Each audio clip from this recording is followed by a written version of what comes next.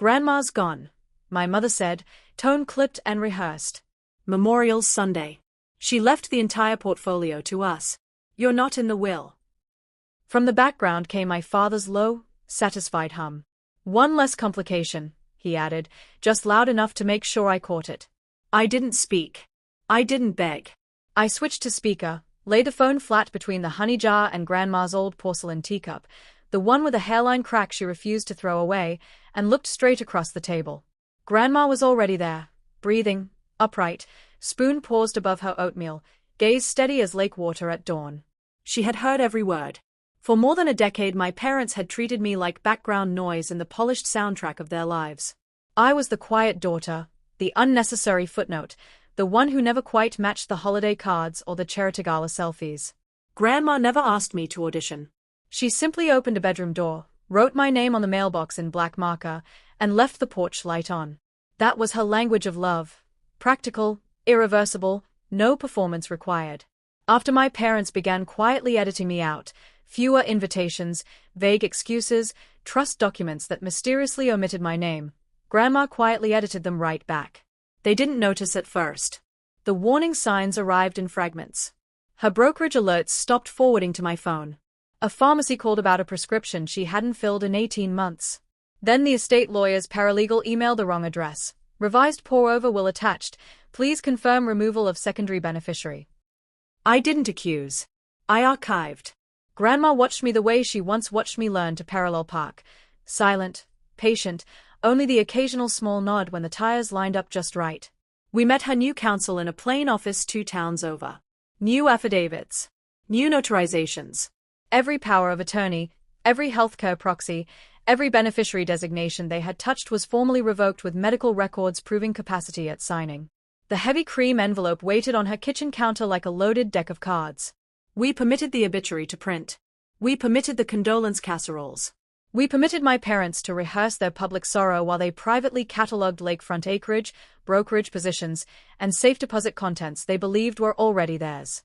Sunday morning the chapel smelled of white roses and fresh coffee. Closed casket, dignified, convenient. My parents occupied the first pew, already mentally retiling bathrooms and re-landscaping gardens they had never maintained. I waited at the rear, scarf low, face half-hidden, invisible by choice.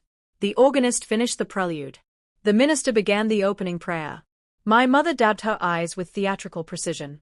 My father adjusted his cufflinks with the calm of a man stepping into ownership. Then the narthex doors parted. Grandma entered alone. No fanfare. No hurry. Just the measured pace of someone who has already calculated every angle and no longer needs to prove the math. A ripple of gasps spread backward through the pews. Phones lifted like periscopes. My mother's tissue dropped. My father's jaw slackened, color draining until he looked carved from wax. Grandma reached the chancel steps, accepted the microphone from the stunned minister, and fixed her gaze on the 2 people who had already spent money that was never theirs. I'm still here, she said. 3 words. Precise. Terminal. Behind her came the attorney carrying a leather portfolio, followed by 2 county deputies and a senior fraud examiner in a charcoal suit. Binders were opened. Exhibits passed forward.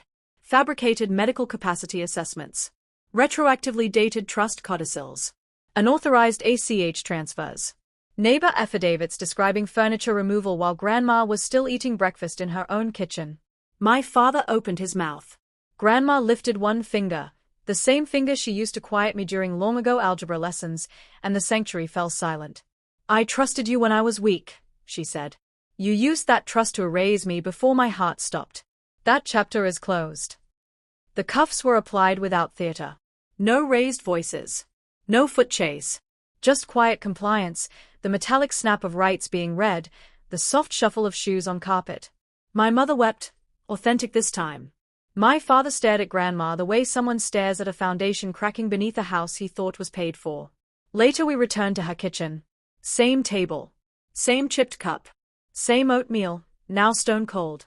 Grandma pushed the envelope toward me. Inside, updated trust instruments naming me successor trustee and principal heir. A short handwritten note. Not dramatic apologies, just acknowledgement that she had waited too long to shield me from their arithmetic. A separate investment account already titled in my name, seed money for whatever life I chose next, no oversight required. I felt no rush of vengeance. I felt equilibrium. My phone vibrated later with an unknown caller. A voicemail I erased without playback. Betrayal reveals who people choose to be. Accountability shows them who you had decided to become.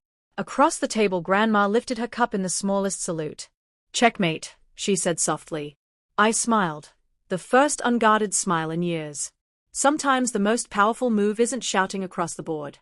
It's standing up, walking away, and letting the pieces fall exactly where gravity and truth demand they land.